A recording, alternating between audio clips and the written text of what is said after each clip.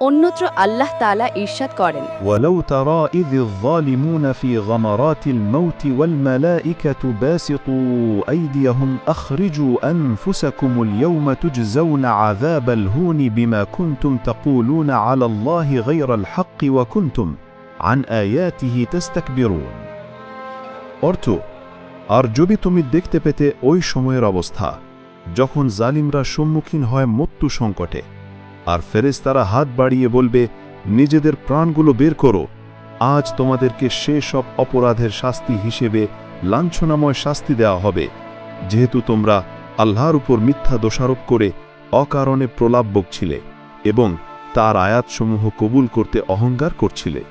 সূরা আল আনআম 93।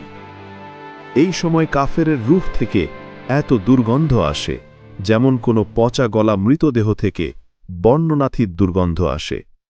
ফেরেশতা যখন তাকে আকাশের দিকে নিয়ে যেতে থাকে তখন আকাশের ফেরেশতাগণ ওখানে থেকেই অনুভব করেন এবং বলেন যে কোন খবিস রূহ আকাশের দিকে নিয়ে আসা হচ্ছে। যখন মালাকুল মউত কাফেরের দুর্গন্ধময় রূহ নিয়ে প্রথম আকাশে পৌঁছে তখন দরজায় টোকা দেয়া মাত্র জিজ্ঞাসা করা হয় যে কে সে। উত্তরে মালাকুল মউত বলে যে সে অমুকের ছেলে অমুক। তখন আকাশের ফেরেশতাগণ বলেন এই খবিস শরীরের খবিস আত্মার জন্য কোনো সুস্বাগতম নেই।